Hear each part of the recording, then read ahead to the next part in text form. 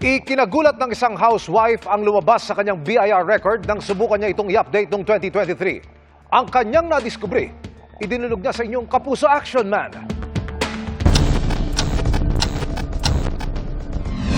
Plano lang sana i-update ng housewife na si Ina, di niya tunay na pangalan, ang civil status sa kanyang BIR record noong Enero 2023 pero hindi magandang balita ang bumungad sa kanya. Sinabi po nila sa akin na meron po akong business under po sa name ko. Kaya nagtaka po ako kung bakit po nagkaganon.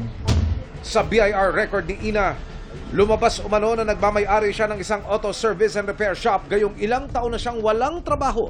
Dati siyang naging math tutor pero hindi raw kailanman nagkaroon ng auto service and repair shop.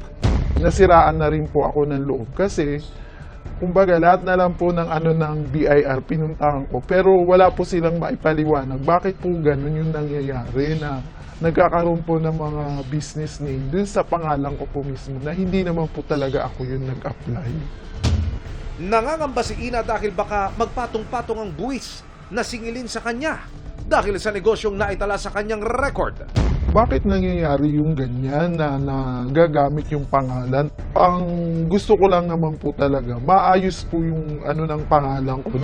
Sa pagsasaliksik ng inyong Kapuso Action Man, lumabas sa certification ng Valenzuela City Business Permits and Licensing Office na nagkaroon ng registro ng negosyo si Ina sa isang barangay sa lungsod noong 2010.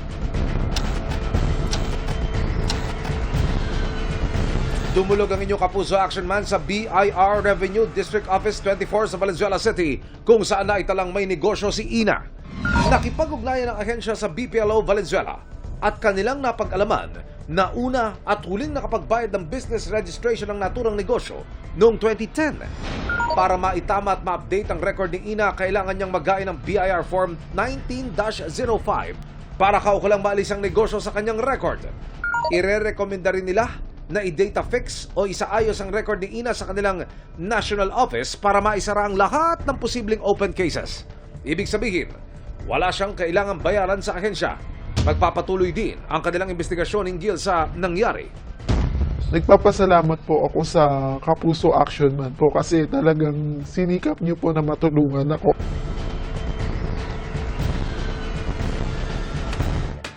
Mission accomplished tayo mga kapuso. Para po sa inyong mga sumbong, ipadala nyo lamang sa Kapuso Action Man Facebook page. Dahil sa anumang reklamo, pang-aabuso o katiwalian, tiyak may katapat na aksyon sa inyong Kapuso Action Man. Ngayong Love Month, hindi lang kilig ang pwedeng magpagaan sa ating mga puso. Malaking benepisyo rin sa ating kalusugan yung pagdodonate ng dugo, lalo't nakakatulong ka pa sa iba. Sa bawat blood bag kasi masasagip ang buhay ng mga pasyenteng may cancer, ang mga naoperahan, mga manganganak o nanganganak at mga may leukemia. Maraming paraan para makapaghandog ng tulong sa kapwa. Si Rodolfo, sa kanyang simpleng paraan, nagagawa niyang sumagip ng buhay sa pamagitan ng pagdodonate niya ng dugo. 20 beses na siyang nakapag-donate hanggang sa naging advokasya na daw niya ito. Kahit na hindi mo kaano-ano, nanghihingi ng tulong, walang kapasidad bumili ng kahit isang bag, as long as ka-blood type, nadagdagan na yung reason ko sa physical benefit. Gumagawa ka na mabuti kahit wala ka namang financial na nilabas. Si Ruben naman, simula daw 2015, 11 beses nang nakapag-donate sa ating Sagip Dugtong Buhay project sa Ever Commonwealth. Since then, nung college pa ako, nag-ROTC ako, talaga nagdo-donate na ako kahit kung normal lang sa akin yun. Dahil nga paniniwala ko, it's better to give than to receive. Mga kapuso, maaari rin kayong maging bayaning kapuso, gaya ni na Rodolfo at Ruben. Makiisa sa Sagip Dugtong Buhay Bloodletting Project ng GMA Kapuso Foundation sa Ever Commonwealth, Quezon City sa February 15, araw ng Sabado. Ang ating population ay more than 120 million na. So sabihin natin sa Pilipinas, kailangan natin makakolekta ng around 1.3 million to 1.5 million bags of blood na kadalasan ay kulang, no? Kaya hinihikayat natin yung ating mga regular blood donor para po ma-meet natin ang ating annual target for blood. Sa mga nais na makiisa sa aming mga proyekto, maaari po kayong magdeposito sa aming bank account o magpadala sa Cebuana Luwilier. Pwede ring online via GCash, Shopee, Lazada at Globe Rewards.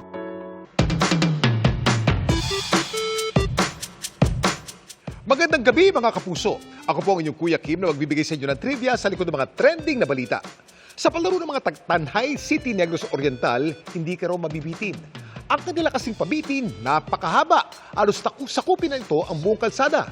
Tara't makisaya tayo sa kanilang pista. Tiyak maraming nabibitin sa palarong ito. Para kasi may mauwing papremyo, kailangan makipag-unahan sa paglundag.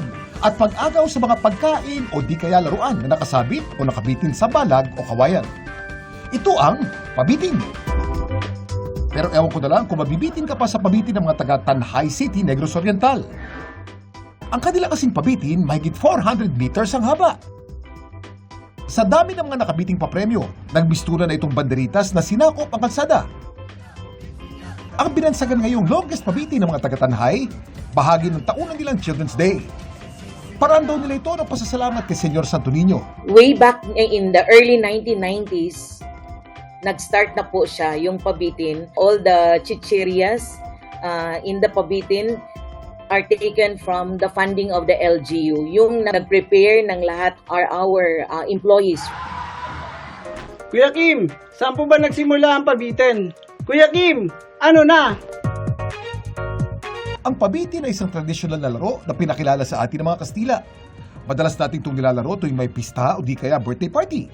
Pero alam niyo ba noon, nakaugalian itong laruin tuwing Santa Cruz de Mayo. Ito'y bilang paggunita sa paghahanap ni na St. Helen at ang kanyang anak na si Constantine the Great sa Cruz ni Jesus. May isa pang sikat na tradisyonal na palaro na naging laman ng mga pista, lalo na sa mga probinsya. Kakasa ka ba sa pag-akyat sa napakadulas na kawayan para manalo ng premyo? Isa ito marahil sa pinakasikat na palaro tuwing may kapistahan. Ito ang Palo Sebo. Simple lang ang mechanics ng laro. Kailangan lang akyatin ng manlalaro ang isang mahabang kawayan at kunin ang premyo sa tuktok nito. Pero ang challenge, abay napakadulas nito dahil sa pinahin ditong mantika. Ang larong ito nag-ugat daw sa isang palaro sa Visayas kung saan nagpapaunahan ng mga kalalakihan sa pag-akyat naman sa puno ng nyog. Hawig din ito sa isang palaro sa ating kapitbahay sa Java, Indonesia. Ang tawag dito, Panjat Pinak. Samantala, para malaman ng trivia sa likod ng viral na balita, i-post o i-comment lang, #Kuya Kim, ano na? Laging tandaan, kimportante ang mayalap. Ako po si Kuya Kim at sagot ko kayo, 24 oras. Sa ating ulat panahon, walang namamataang bagyo pero may nakikita ang pag-asa na posibleng mamuong sama ng panahon sa mga susunod na araw at linggo. Ayon po sa inilabas nitong Tropical Cyclone Threat Potential Forecast ngayong araw, ang isa ay maaaring mabuo malapit po sa West Philippine Sea. May isa pang pwedeng sumunod na mabuo sa kaparehong lugar, gayon din sa silangan ng Visayas at Mindanao. Ayon sa Pag-asa, mababa pa naman ang tsansa ng mga ito na maging bagyo. Sa ngayon ay posibilidad pa lamang ang mga yan at patuloy nating tututukan ang magiging pagbabago sa mga susunod na araw. Base naman sa rainfall forecast ng Metro Weather, may tsansa pa rin ng ulan sa Cagayan, Isabela, Aurora, Quezon, Mimaropa at Bicol Region. Halos buong Visayas at Mindanao naman ang posibleng ulanin bukas. Malawakan at may malalakas na pag-ulan na maaaring magpabaha o magdulot ng landslide. Sa Metro Manila, may tsansang maging maulap kaya nananatili ang tsansa ng ulan sa ilang lungsod. Hanging amihan at easterlies pa rin ang nakaka-apekto ngayon sa bansa. Bahagyang mas mabilis ang pagmahal ng bilihin ngayong Enero kumpara sa parehong buwan ng nakaraang taon. Sa datos ng Philippine Statistics Authority, nasa 2.9% ang bilis ng pagmahal ng mga produkto at serbisyo nitong Enero. Pareho yan sa December 2024, pero mas mataas kumpara noong January 2024. Kabilang sa nakaapekto rito, ang mabilis na pagmahal ng pagkain nitong Enero na umabot sa 4%. Mas mabilis yan kaysa sa food inflation noong December at January 2024. Kahit Kahit kasi mas mura o nagmura ang bigas, nagmahal naman ang ilang gulay, karne ng baboy, manok at isda. Pasintabi po mga kapuso, sensitibo ang sunod ninyong mapapanood. Walang awang sinaktan at sinabunutan ang isang 13 anyos na babae. Matapos pagbintangang nagnakaw, ang kumuyog, mga menor de edad din. Nahuli kam. Yan at nakatutok si Joseph Morong. Sa videong ito na kumakalat sa social media, makikita ang grupo ng mga karamihan ay menor de edad na mga babae. Pinaliligiran nila ang isang batang babaeng nakaputing damit. Maya-maya pa, lalapit sa kanya ang isang batang babaeng may hawak na bola at hanggang sa kuyugin na nila ang kaawa-awang bata.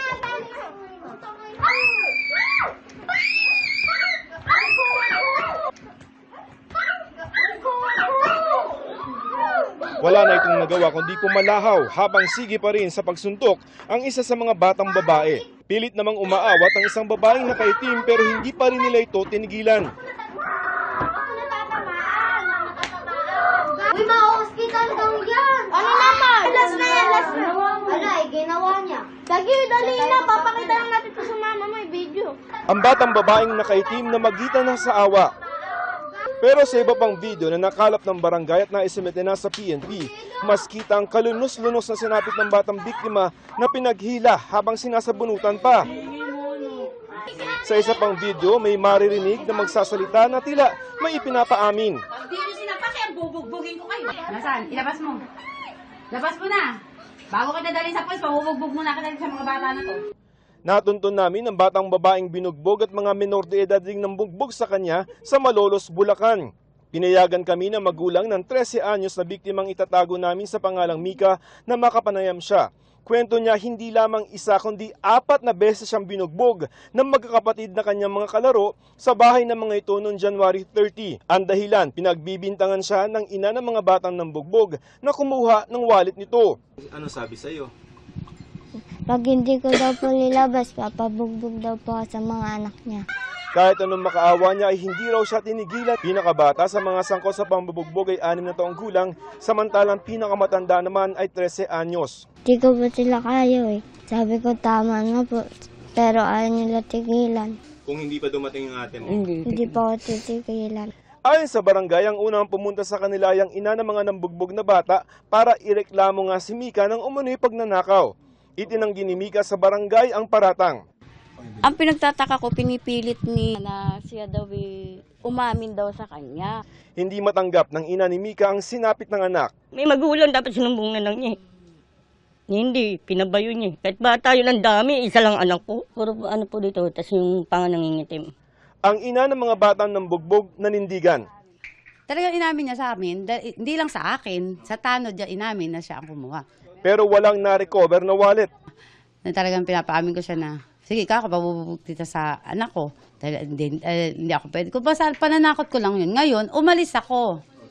Nagpunta ako doon sa ate. Ngayon, nung bumalik ako, siguro mga may 30 minutes mahigit din ako nawala. Umuwi ako ngayon. Nakasaray pinto. Tapos nakita ko nga, tumayo siya nung pagpasok ko ng pinto. Tumayo bata. Ba't ka ako ganyan na itsura mo? Yung pawis na pawis, tapos parang may dito. Sabi nila chocolate daw eh. Sabi ko, hindi, pagbayisin nyo ka ako yan. Dugo. Pwedeng gano'n, parang gano'n. Pero sabi nung anak kong lalaki kasi chocolate. Sa permiso ng kanyang magulang, nakapanayam din namin ng 13 anyos sa si Mariel, di niya tunay na pangalan, na isa sa mga gumulpi sa kanilang kalaro. Nadala din po ako sa galit ko. Kaya ko po nagawa yun. Pasensya dahil sa nagawa ko. Hindi na mauulit. Desidido ang ina ng nabugbog na menor de edad na babae na magsampa ng kaso. Bagay na tanggap naman ng kabilang partido. Dadaanin kami sa pera. Kahit mahirap lang kami, sir. Kailangan ko ano ng anak ko. Hanggat maaari, naayos namin.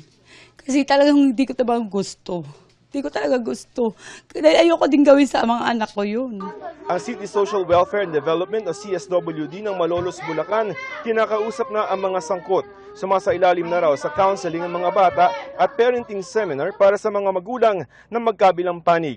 Para sa GMA Integrated News, Joseph Morong, nakatutok 24 oras. Nahuli ka mang magkahiwalay na pagnanakaw ng 2 rider na nakasuot pa ng tila uniforme ng isang ride-hailing app sa Rizal at Taguig. Nakatutok si June Veneracion. Isang rider na nakasuot ng tila uniforme ng isang ride-hailing app ang nahulikam na iniikutan ng puting SUV na ito kahapon sa San Mateo, Rizal. Gumamit siya ng flashlight para masilip ang loob. Pagkatapos ay may itinusok sa salamin. Humanap muna siya ng tiyempo bago itinulak na parang walang kapuwersa-puwersa ang salamin. Gulat na gulat ang babaeng may dala ng SUV nang balikan niya ito matapos may magsumbong sa kanya. Yung bag ko po, may laptop. So, yun lang naman po yung ay na-identify kong importante. Buti na lang, dala ko yung wallet at yung cellphone ko with me. Nag-iimbestiga na ang San Mateo Municipal Police Station. Yung may gawa niyan, dati na ng trabaho yan. Pag na-identify natin yung plaka ng motor, mag-request po tayo sa para sa identification po o pagkakakilanlan ng suspect.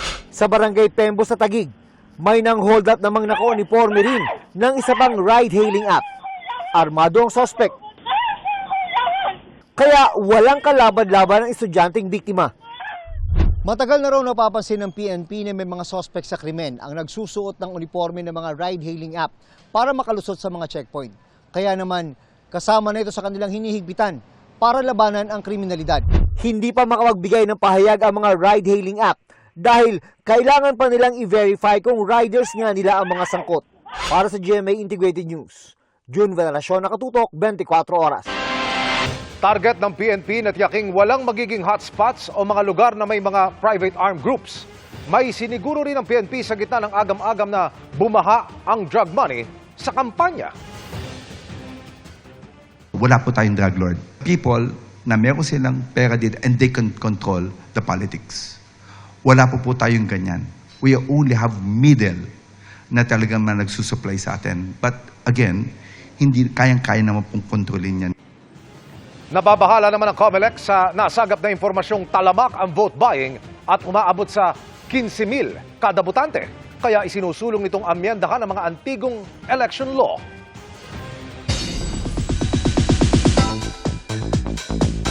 Avengers fans, ready na ba kayo to step into a brave new world? Ang movie kasi ng bagong Captain America, directed ng first-time Marvel director na ilang taon ding tumira sa Pilipinas noong bata pa. May report si Martin Javier. Bago mukha para sa bagong yugto. Yan ang magiging tema ng pinakabagong Captain America film na pinamagatang Captain America Brave New World. Sa unang pagkakataon, pagbibidahan niya ni Anthony Mackie. Ilang taon rin niyang ginampanan ang karakter ni Falcon bago hiranging susunod na Cap. Dream come true nga raw ang naging pagbuo nito. Sa dulo ng Avengers Endgame, maaalalang ipinagkaloob na ni Steve Rogers kay Sam Wilson ang kanyang iconic shield. The shield part was emotional. It was a culmination of a long road of work and patience. I never saw it coming. I never thought in any lifetime I would be Captain America. Matindi raw ang paghahanda ni Anthony para sa pelikula. I did a lot of yoga and a lot of Pilates because I just needed to be more flexible. I needed more core strength. I realized that this was going to be a lot more work than all the other stuff. All the other times I've been in a suit and been on the wires. Isa pang fun trivia dahil ang first-time Marvel director na si Julius Ona, lumaki pala sa Pilipinas. That is true. I lived in the Philippines from when I was 1 to 6. Just a little, I mean, I was saying Magandang Umaga earlier today, so there's a little bit. I know too many bad words, so I won't repeat those right now. But I went to school at Obi Montessori, and I was also at Assumption for a little while. And I ate way too much champurrado. Tsak naman daw na makakarelate ang karamihan sa kwento ni Sam Wilson. You know, this is a Captain America whose superpowers is empathy, and that was something that was really important to me. You know, I wanted to tell a story that could leave you inspired at the end of it, leave you inspired by the idea of seeing the good in each other. And it was just something that could come very organically to this because of who Sam Wilson is. That even I can't deny. Kaabang-abang kasi ang pagganap ni Harrison Ford as Red Hulk na siyang magpapahirap sa buhay ng bagong Cap. Bukod rito ay ipakikilala rin sa storya ang isang panibagong material na kung tawagin ay adamantium. Ang Captain America Brave New World ay palalabas na sa February 12. Para sa GMA Integrated News, Martin Navier, nakatutok 24 oras. And that's my chika this Wednesday night. Sa ngalan ni Iya Arellano, ako po si Shaira Diaz. Miss Mel, Sir Emil. Salamat ulit, Thanks, Shaira. At yan ang mga balita ngayong Miyerkules. Ako po si Mel Tiangco. Ako naman si Emil Sumangil para sa mas malaking misyon at para sa mas malawak na paglilingkod sa bayan. Mula sa GMA Integrated News, ang News Authority ng Pilipino. Nakatuto kami 24 oras.